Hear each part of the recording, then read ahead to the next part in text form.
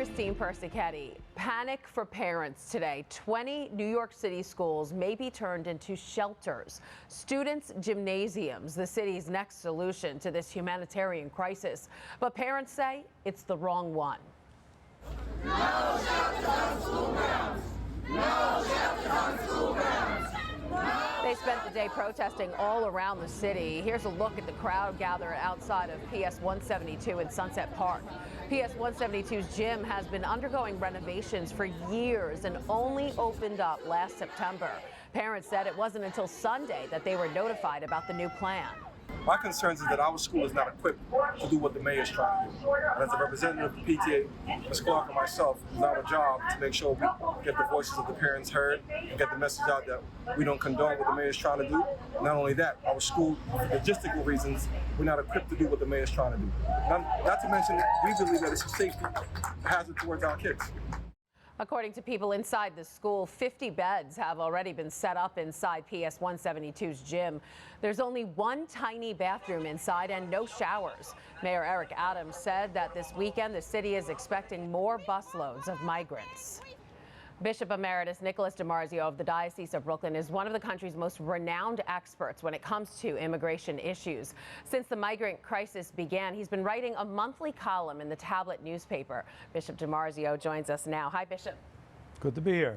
It's nice to have you here. So when you hear about these school gyms, I'm sure you understand the concerns of the parents. I mean, we drop our kids off at school, we trust the adults that are there, you think it's a safe place, and now there are strangers in the school gym. So as Catholics, we know what we're supposed to do, but it's a little more complex than that, isn't it? Definitely. I mean, obviously they have to be monitored, they have to be careful. I think the poor kids are not going to have gym. They can't go unless they have some alternative. So it is not a great solution to the problem. And it is a problem.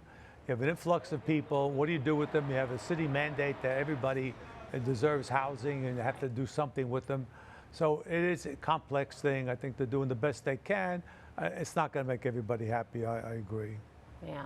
And, you know, everybody's always calling for comprehensive immigration reform. And we've had leaders who've tried to pass bills in the past. They've been unable to. So why do you think that is? Well, we have a broken political system. There's no compromise among the parties.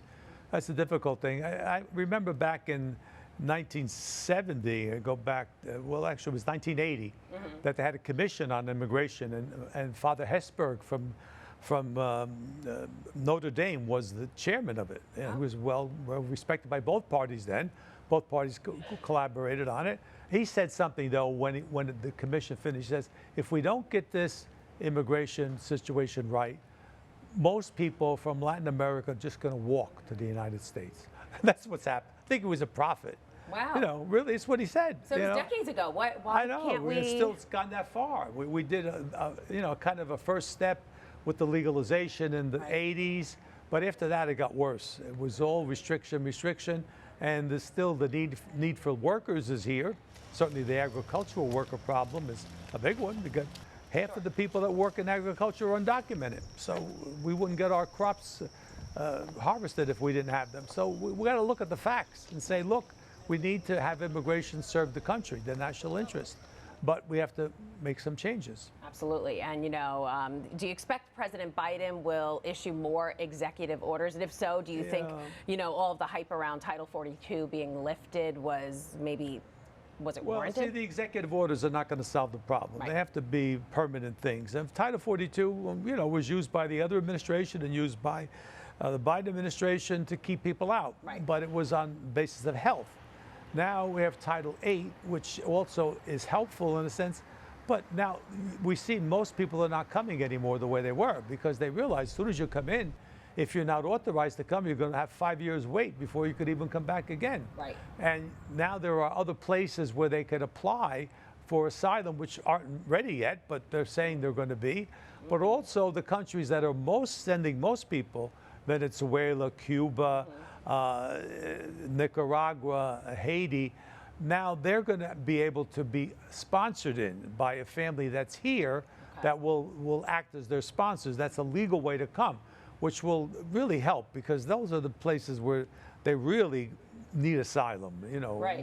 And you wrote in your most recent column in the tablet that we need to fix the living conditions in countries where people are leaving so they don't have to migrate. But that takes time, that takes money. We can't even help them when they're here. What do we do? Well, we got to start to try. If you don't start, you won't get it done. So it is a long-term process. You're not going to, migration is part of the human condition from its almost very beginning. And it won't disappear, but we need to make it more orderly so that people are not bearing the brunt of it. All right. Bishop Emeritus Nicholas DiMarzio, always nice to speak with you. Okay, good to see you too.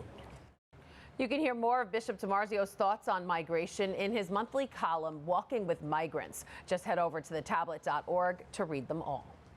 And finally tonight, high school graduation season is here. By now, seniors across the diocese know where they will be spending the next 4 years. But for one senior at the Mary Louis Academy, it was a tough decision.